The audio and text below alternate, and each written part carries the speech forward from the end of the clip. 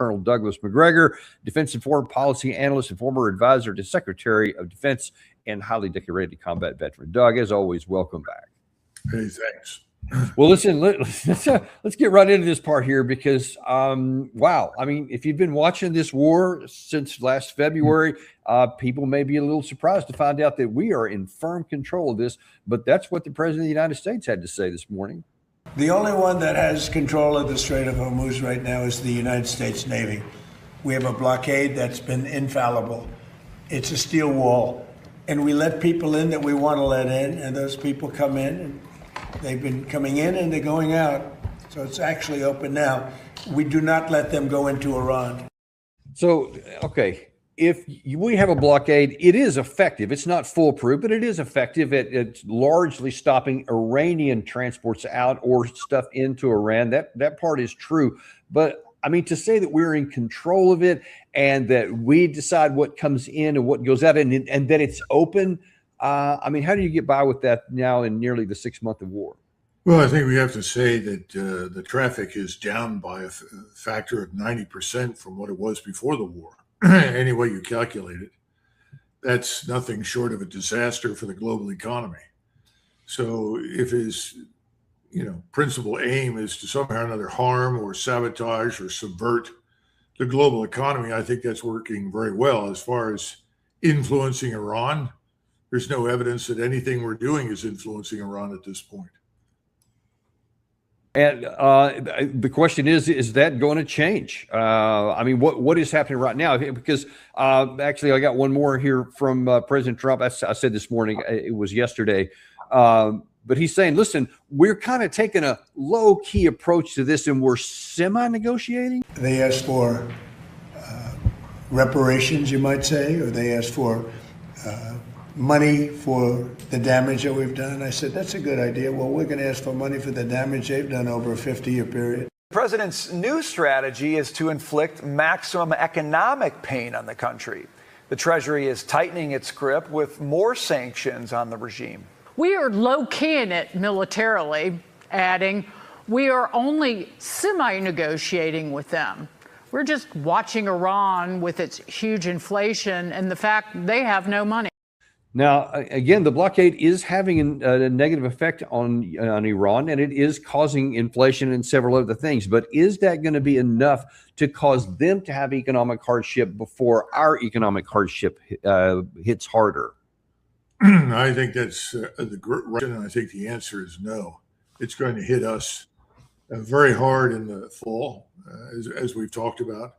All the effects of the downturn in traffic to the Strait of Hormuz, the fact that 40% of the world's sulfur comes out of the strait and none of it's coming out, all these kinds of things. And I think that Donald Trump should consider writing a new book. I think his last book was The Art of the Deal. He's an expert now. He should sit down and write a book called The Art of Defeat, because that's what he's mastered. We are defeated. And nothing he does at this point is going to make any difference. And the Iranians have made that very clear. That's why they've said they have no intention of negotiating with this administration. They'll wait until he leaves office, presumably in 2029. I think he might go earlier. But having said that, they know that we are not governed per se by Donald Trump or the voice of the American people. These institutions and the people in them have all been purchased by the Zionist Jewish billionaires who are actually in control. And there's no point in talking to them. You might as well try to talk to Netanyahu. And I think they know that's a waste of time. Let's take a look at some of the economic stuff here, because there is a school of thought that there are those here, and we're going to see some of those voices later in this show, that are saying, hey, there's economic pain on Iran, and there's some on us too, but it's going to hit them harder. But there is one factor. You mentioned the fertilizer. There's a factor that's right now with jet fuel is actually getting closer to being a critical issue. There have been some analysts I saw just yesterday that said there's maybe 3 or 4 weeks left that can handle the current economic activity at the current status.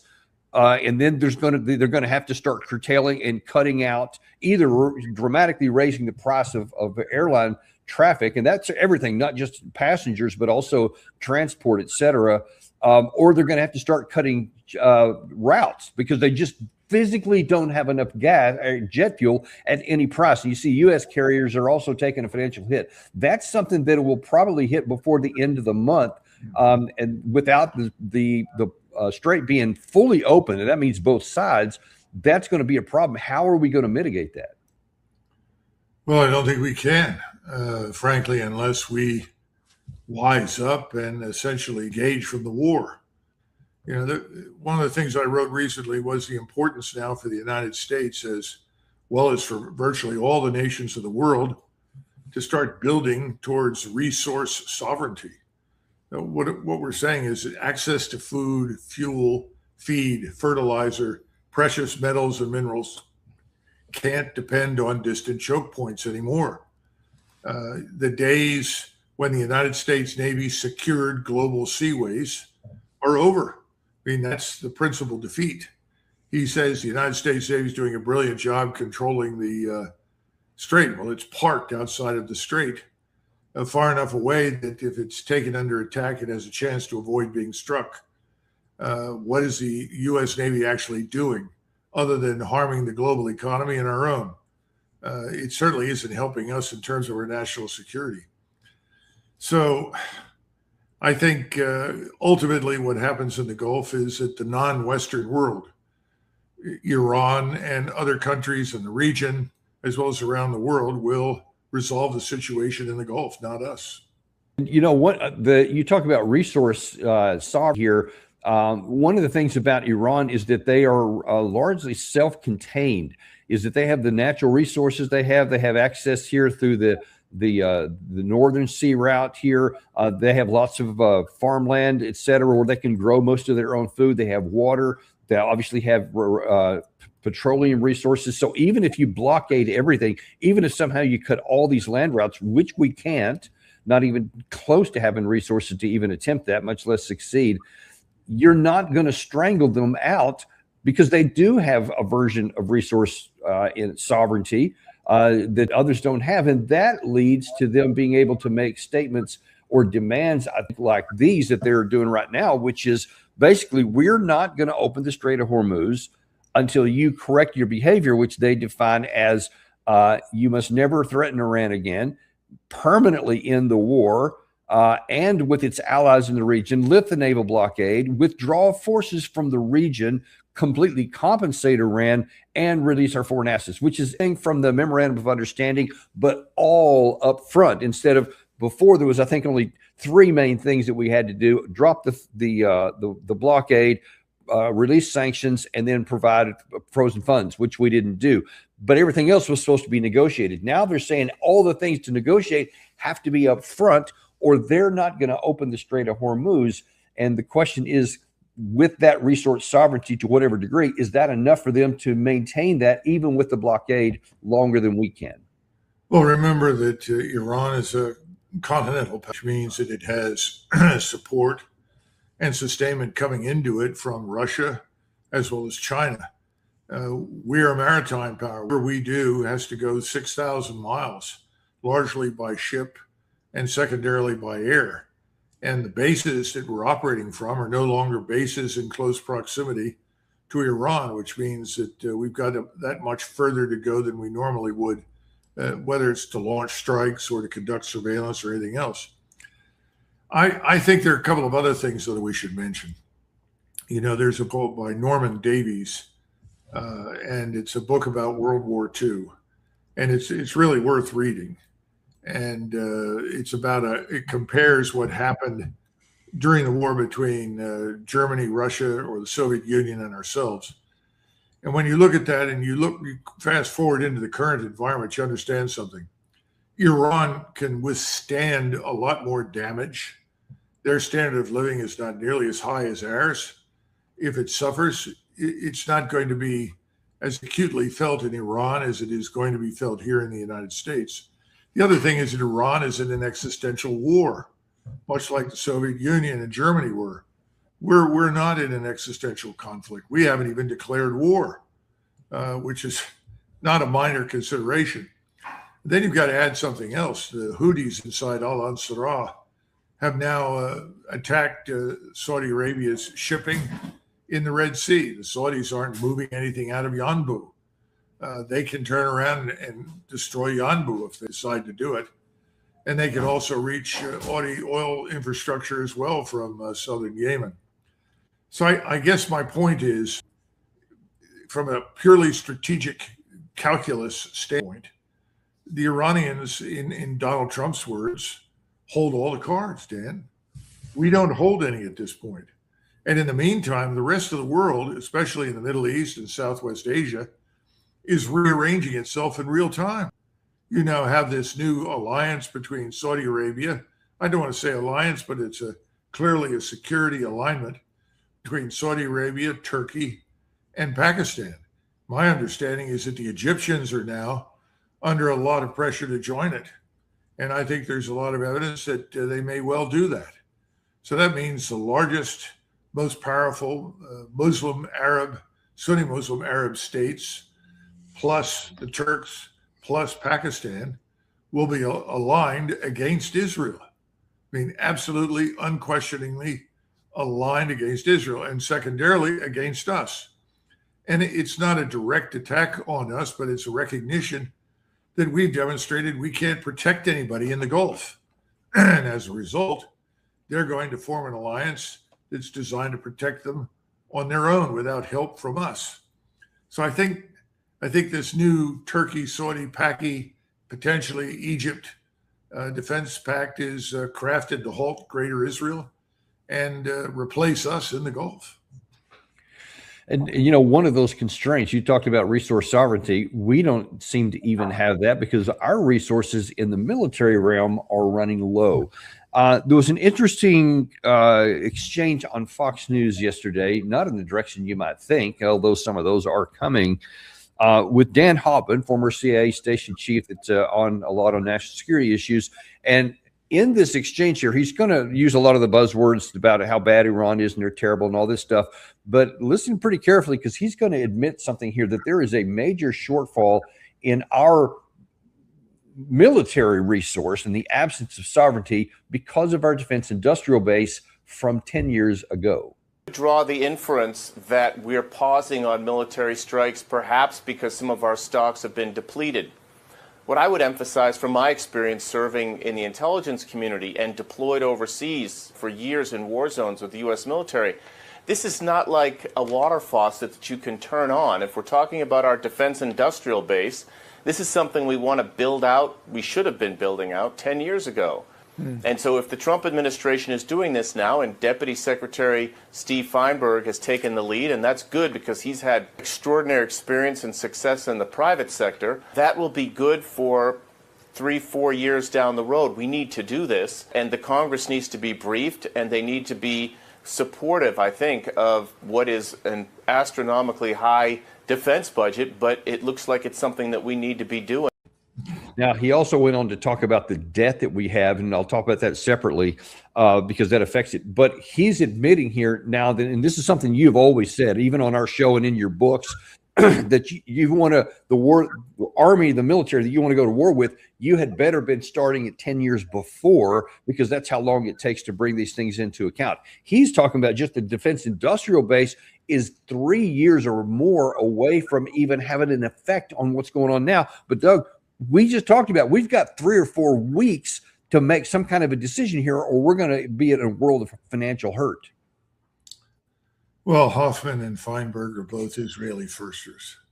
So they're going to find an excuse to do whatever is possible to pour more money into this war against Iran. And for that matter, into any conflict that is either anti-Russian, anti-Iranian, and for the most part, anti-Muslim, anti-Islamic, let's put it that way, in the region. We have no interest in that as a country. There's no reason why we should be engaged in any of those things. So let's get that straight. Secondly, yes, he's telling us now things that we said a very long time ago. I don't know how many times I've written it, and I wrote it because I was being told these things by friends in the industry, friends in Lockheed Martin, Raytheon, Northrop Grumman, GD. We have no surge capacity, none. That's something that we lost a long time ago, and no one cared. And the biggest problem we have is that the whole force posture is designed for the short war. It's designed to essentially beat down weak opponents that have little to no air and missile defense, and certainly no significant naval or Air Force capability. Those days are over. And what Iran marks is a fundamental sea change in the history of international relations. Iran is a former great power in the form of Persia. It now has the human capital as well as the scientific industrial knowledge to build enormous quantities of missiles, long, medium range, strike, tactical ballistic missiles, unmanned systems, whatever it is, within the framework of this new technology for space-based surveillance. It gives you persistent surveillance and instant targeting data. This is a revolution for which we were completely unprepared.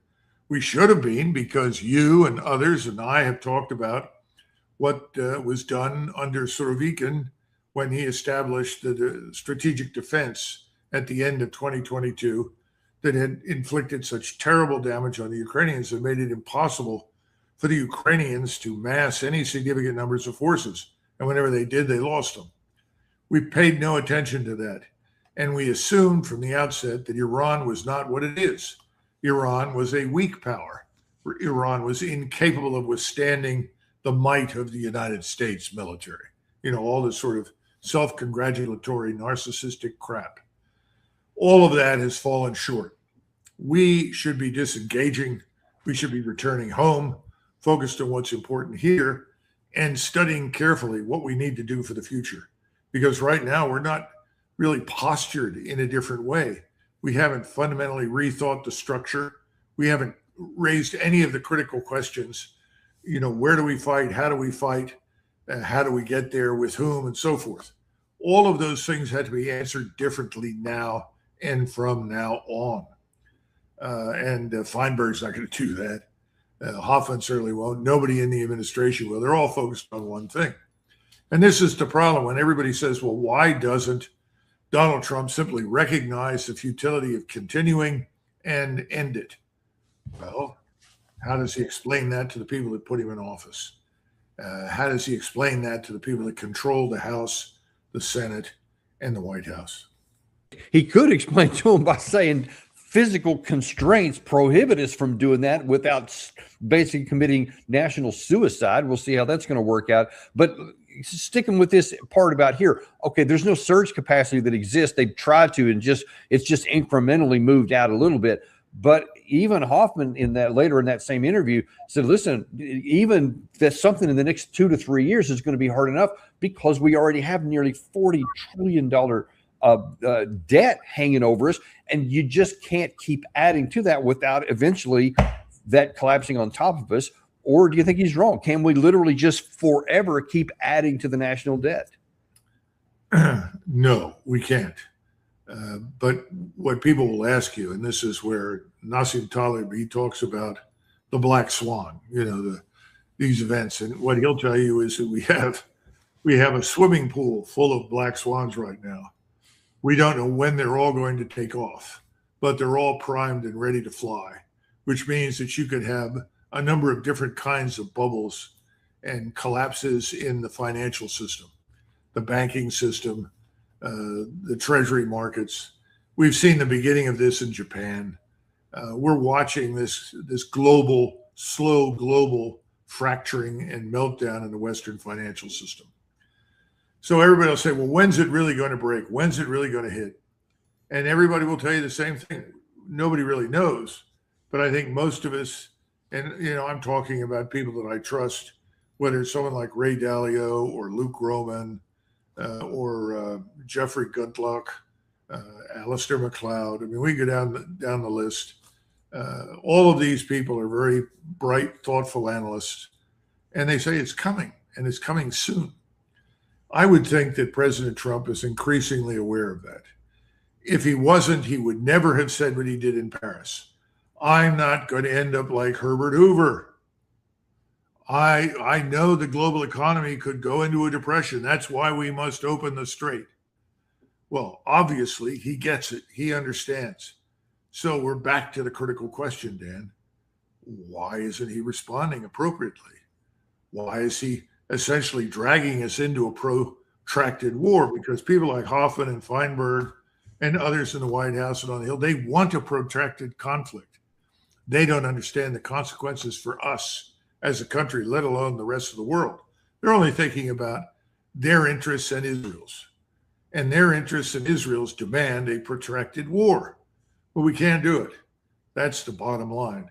I wonder how long it's going to take before President Trump figures that out, because you and I know there's a lot of evidence for a lot of unhappy people in the armed forces right now who've had to live under miserable conditions at sea for months and months and months. You get at some point revolts, rebellions. And I don't know if we'll get it, but it's not impossible. I mean, nobody that's been to sea for any length of time can appreciate how bad it is right now in the Indian. Well, one has to ask the question, though. A lot of these people who say they want these open-ended conflict and they whatever for Israel's interest or whatever it is, they still are not stupid people. They may be greedy, but they're not stupid. And they should be able to see this. I mean, with Dan Hoffman's even admitting some of this stuff, because that was one of the more tame ones that he said in the last few months here. But that is not tame from coming from somebody like, well, Mike Pompeo. Was talking in the middle of the week about how we were very close to a deal. I think you can see we're not remotely close to that. The Iranians are not yet willing to give up because they're not business people, because they want to destroy Israel and the United States of America. And so the blockade will have to continue, not to put a pressure on the Iranian people, but to put pressure on the regime itself. And I think that's the path that President Trump has chosen to go down. One of the objectives I know President Trump is driving towards is getting energy prices back to normal, getting the strait actually opened. While I agree with the president that we're in control of who's coming in and who's coming out, it's not free commercial travel there today. It's just, you can see it by the insurers' unwillingness to insure ships that are moving through the strait. To get back to that place that we want to, I think it's going to take more than just economic pressure. I think it's going to take more continued military efforts as well. And I think the president will come to that same conclusion. Yeah, so he's still obviously saying that going back to war. Maybe I'm giving him too much credit. Do you think he actually does believe that, yeah, we just need to go back to military and that will force the Iran open? He believes what his donors tell him, and he will do what his donors want him to do. He's in a position where to President Trump. He's on the payroll. He's part of the group. This man is not going to back away from any action, regardless of how stupid it is, let alone stand up and make it clear that we as Americans have no strategic interest in this war. We're not interested in going to war with virtually everybody in the region. We're not interested in killing Muslims everywhere. We're not interested in killing anybody anywhere at this point.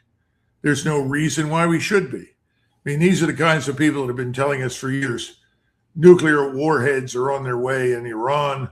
Soon they'll be on missiles. And then New York City and Los Angeles are at risk. It takes me back to the 1960s. Why didn't Lyndon Baines Johnson nuke China when we identified that they had nuclear facilities?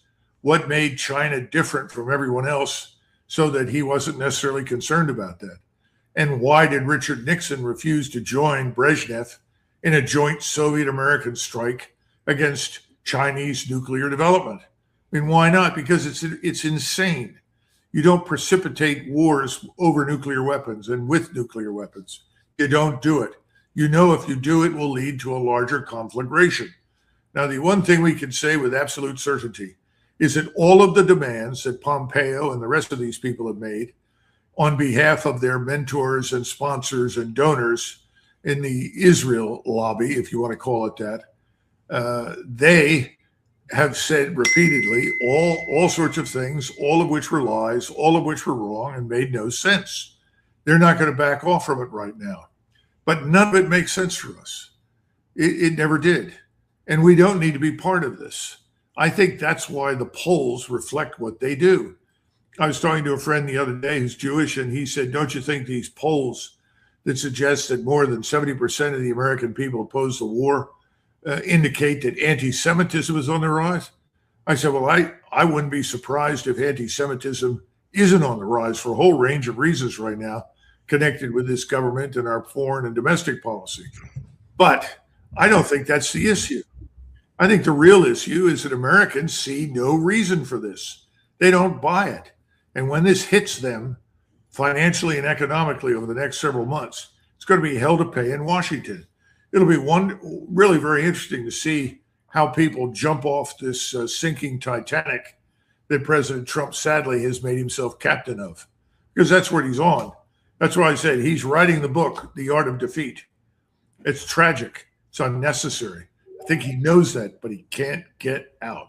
Well, he might need to want to try to figure that out pretty soon. Interesting, you mentioned some of what the polls say about the American people. As it turns out, we're going to have pollster Rich Barris on the show, left or right slant that so many polls get, to actually tell you what people are thinking.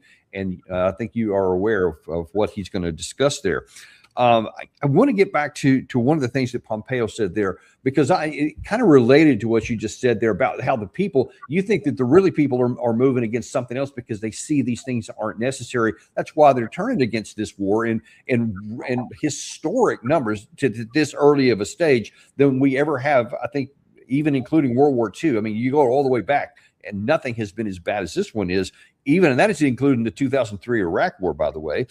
And then it's this fact that Pompeo demonizes the other side so that they're not rational actors. They're not somebody you can make a deal with. They're theocratic thugs, and they just are hell-bent on the destruction of our country, and they want to drive us out of the region, Israel out of the region, etc. Is that starting, do you think, also to fall on deaf ears, that people say, look, the Iranians, they actually kind of sound like rational actors, and what they're saying kind of makes sense. They don't seem like these irrational people that Pompeo wants them to be held into. Well, let's be frank. The people in Washington don't have the gift of seeing themselves through the eyes of others. In other words, we don't really bother to stop and consider what the impact of what we say and do has on people overseas. We live in isolation in this bubble. Some people like to call it Versailles on the Potomac. In any case, they're not thinking about it, and they really need to, because the American people, they're not really familiar with the details on places like Venezuela or Nigeria, Kenya, Yemen, Thailand, Vietnam. I mean, we don't have a population that frankly has any reason to know a great deal about those places. But what they have figured out, which is different from what we had in the past, is that we're expending enormous quantities of money and time, resources. We're also losing lives, and it doesn't make any sense. Remember, in Vietnam, there was this underlying consensus in the United States: communism is bad, communism is dangerous. Well, the APAC neocon globalists have tried to equate anyone opposed to them and their agenda, whether they're an Islamic State in the Middle East or Russia or China or anyone else, as similar to the communist threat. No, Dan, I don't think it's worked. I think people don't understand that's nonsense. And by the time Vietnam ended, everybody understood, just because we packed up our gear and came home, millions of Vietnamese communists were not going to build ships and float across the Pacific to attack California. I mean, this is the sort of nonsense. You were in Iraq, and you remember, this is back in 2004, when Abizaid stood in front of the cameras and said, if we don't stop them now here, then we'll be fighting them in the United States. It's crap. It's the same nonsense. It's a big lie. That's what Americans have figured out. It's a big lie. And I don't think our major institutions really have much credibility anymore. The people on top of them don't. Somebody said every institution is always the measure of a man. And I think if you look at the Department of Defense, certainly in the decades after World War II, it was George Marshall who was the measure of defense. Well, he's long since gone. Most people don't know who he was and could care less. What have you got now? You look at the people at the top, and people are saying, who are these people? And why should we listen to them? They don't make any sense. So I think everything has changed, frankly. The longer Donald Trump persists in this, the greater the consequences for him our economy and our country. But again, somebody's got control of him. I think we know that it certainly isn't the FBI. I don't know who does, but they're not letting him off, and he can't just walk out. Look, he hasn't been able to divorce us from Ukraine, even though he knows and has known for some time Ukraine's a catastrophe. All we can do is feed more human lives into the Russian meat grinder. Ukraine has no chance of winning anything. And whatever damage they're supposed to do to Russia shrinks to insignificance next to the damage that's being done to Ukraine and Europe. Imagine being a German right now and recognizing it was the United States and United States power and influence that destroyed the Nord Stream pipeline. You're watching hundreds of thousands of people walk away from monumental enterprises like Volkswagen. And you're asking, what are we doing? The greatest chemical industry in the world was always in Germany. Optics. I mean, we just go down the list. Precision engineering, everything. It's all being destroyed. In the name of what? In the name of diversity? In the name of Russia is bad, we won't buy their gas? I mean, this is all insane. It's all coming together. Yeah, and we're actually going to have Marjorie Taylor Greene on later this afternoon, actually about one. So that'll be an interesting, well, certainly some questions we'll ask her. One other thing on this current topic I want to get your view on, because it's if Pompeo was kind of, I mean, it's loosely, we can say he was a diplomat. He was one in name only.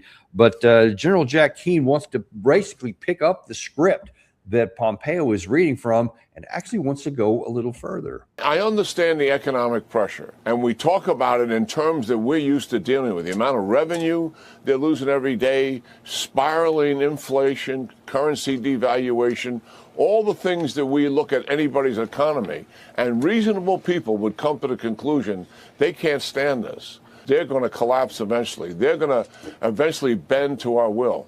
I don't think so. And the reason is this is a diabolical tyranny-based terrain that has an ideology to destroy the state of Israel and drive the United States out of the region, and they want to take control. Eventually, President Trump will combine military force and what Secretary Bessent is doing. Yes. And at that point, when we do that, we will bend Iran to our will. What do you think of that, Doug? Is that day coming? I think General Keane and probably some of his retired general friends are looking at the possibility of living in villas, sitting on the former territory of Gaza, gazing out at the Mediterranean once Greater Israel is established. I really think these people are living a fantasy. And of course, I know Larry Kudlow is, but he lives in fantasy world. Remember, this is New York City. That's an extension of Israeli Zionist Jewish power. And so that's the seed of it. From his standpoint, there's no alternative but the complete and total annihilation of Iran. And that's what he's plugging for. And I think that's what General Keane wants. I go back again to the question, is it in the interest of the American people to annihilate Iran as a great power? Is that really, really something that's vital to our strategic interest? And now we talked earlier about the Turkish, Saudi, Pakistani alliance that could eventually, and perhaps sooner than later, include Egypt as this fundamentally anti-Israeli alliance designed to protect what is in the region from the Greater Israel Project, and obviously our support. You also have the other alliance in name, not necessarily in name, but in practice, and that's Russia, Iran, and China. And they've all made it very clear that they're not going to stand around and tolerate the annihilation of the Iranian state. So how does this help us as a country to be engaged in this self-defeating enterprise? We gain nothing from it. The only thing we'll end up with is splendid isolation that isn't very splendid, because originally isolationism was only about staying out of other people's wars. We're putting ourselves in a position where that resource sovereignty is going to become absolutely vital, because large numbers of people in the world won't want to do any business with us.